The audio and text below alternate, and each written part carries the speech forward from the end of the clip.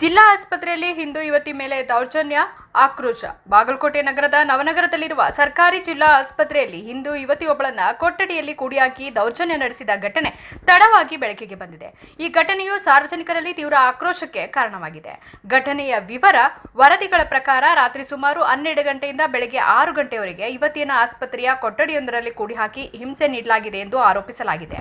ಈ ಕೃತ್ಯದಲ್ಲಿ ದಂಗಿ ನದಾಫ್ ಎಂಬ ಯುವಕ ಭಾಗಿಯಾಗಿದ್ದಾನೆ ಎಂದು ದೂರಲಾಗಿದೆ. ಪ್ರಮುಖ ಅಂಶಗಳು: ಸಾರ್ವಜನಿಕ ಆಸ್ಪತ್ರೆಯಲ್ಲಿ ಸುರಕ್ಷತೆಯ ಕೊರತೆ.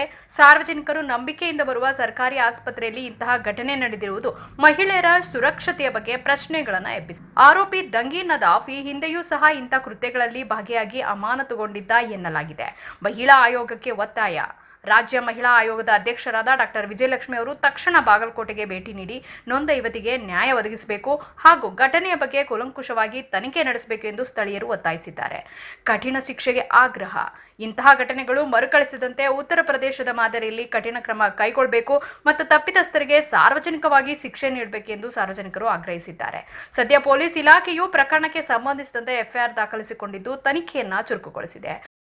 ಇನ್ನು ಬಾಗಲಕೋಟೆ ಜಿಲ್ಲೆ ನವನಗರ ಸರ್ಕಾರಿ ಆಸ್ಪತ್ರೆಯಲ್ಲಿ ರಾತ್ರಿ 12 ಗಂಟೆಯಿಂದ ಹಿಡಿದು ಒಂದು 6 ಗಂಟೆ ತನಕ ಒಂದು ಹಿಂದೂ ಹೆಣ್ಮಗಳನ್ನು ಒಂದು ಆಸ್ಪತ್ರೆ ಒಳಗಡೆ ಕೊಠಡಿಯಲ್ಲಿ ಕೀಲಿ ಹಾಕಿ ಆಕಿನ್ನ ಹಿಗ್ಗಾಮುಗ್ಗವಾಗಿ ಹಿಂಸಾಚಾರ ಕೃತ್ಯಕ್ಕೆ ಎಸಗಿದಕ್ಕಂತಕ್ಕ ದಂಗಿ ನದಾಫ್ ಅಂತಂತೇಳಿ ದಂಗಿ ನದಾಫ್ ಅನ್ನೋ ಯುವಕ ಅವ ಆಕಿನ ಹಿಂಸೆಗೊಳಪಡಿಸ್ಯಾನ. ಉದಾಹರಣೆಗೆ ಇದು ಒಂದು ಸಾರ್ವಜನಿಕ ಸ್ಥಳ.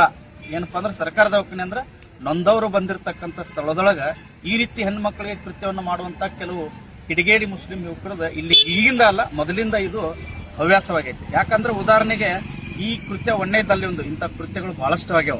ಆಲ್ರೆಡಿ ಇವ 1-2 ಸಾರಿ ಸಸ್ಪೆಂಡ್ ಆಗಿದ್ದು ಇನ್ಸಿಡೆಂಟ್ಗಳು ಇಲ್ಲಿ ಸಿಬ್ಬಂದಿಯವರು ಹೇಳ್ತಾರೆ. ಅದಕ್ಕೋಸ್ಕರ ಇಂಥ ಘಟನೆ ಆಗಬಾರ್ದು. ಯಾಕಂದ್ರೆ ಇಲ್ಲಿ ಹಿಂದೂಗಳು ಬರ್ತಾರ, ಮುಸ್ಲಿಮ್ಸು ಬರ್ತಾರ, ಜೈನರು ಬರ್ತಾರ, ಎಲ್ಲಾ ಧರ್ಮದವರು ಬರ್ತಾರೆ. ಇಲ್ಲಿ ಮುಖ್ಯವಾಗಿ ಬೇಕಾಗಿದ್ದು ಸೇಫ್ಟಿ ಅಂದ್ರೆ ಅವ್ರಿಗೆ ರಕ್ಷಣೆ ಇಲ್ಲ ಹೆಣ್ಮಕ್ಳಿಗೆ. ಇಂಥ ಘಟನೆಗಳು ಬಹಳಷ್ಟು ಅದು ಮಹಿಳಾ ಆಯೋಗ ರಾಜ್ಯ ಮತ್ತು ಜಿಲ್ಲೆಯವರು ಯಾಕೆ ಸುಮ್ಕುತ್ತಾರೋ ಗೊತ್ತಾಗ್ತಿಲ್ಲ. ಇಂಥ ಘಟನೆಗಳು ಮೇಲಿಂದ ಮೇಲೆ ಸರ್ಕಾರ ಆಸ್ಪತ್ರೆಗಳಾಗ್ತವೆ. ಇದಕ್ಕೇನು ಡಾಕ್ಟರ್ ವಿಜಯಲಕ್ಷ್ಮಿ ಮಹಿಳಾ ಆಯೋಗ ರಾಜ್ಯ ಅಧ್ಯಕ್ಷರಿದ್ರಲ್ಲ, ನೀವು ದಯಮಾಡಿ ಗಮನ ಹರಿಸಬೇಕಿಂತ ಇನ್ಸಿಡೆಂಟ್ ಅನ್ನ.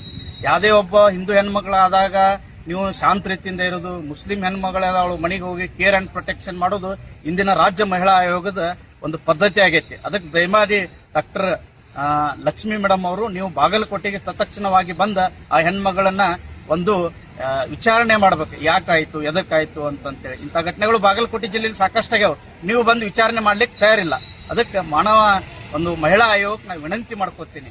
ನಂತರ ಪೊಲೀಸ್ ಇಲಾಖೆಯವರು ತಾವು ಏನ್ ಕಾರ್ಯಾಚರಣೆ ಮಾಡ್ಲಿಕ್ಕತ್ತಾರ ಅವ್ರ ಮೇಲೆ ಎಫ್ಐಆರ್ ಹಾಕ್ತಾರೆ. ದಯಮಾಡಿ ನಾ ಇನ್ನೊಂದೇನ್ ಹೇಳ್ತೀನಿ ಅಂದ್ರೆ, ಬಾಗಲಕೋಟೆ, ವಿದ್ಯಾಗಿರಿ, ನವನಗರ ಇಂಥ ಘಟನೆಗಳು ಮ್ಯಾಲಿಂದ ಮಾಡ್ಲಿಕ್ತಾವ.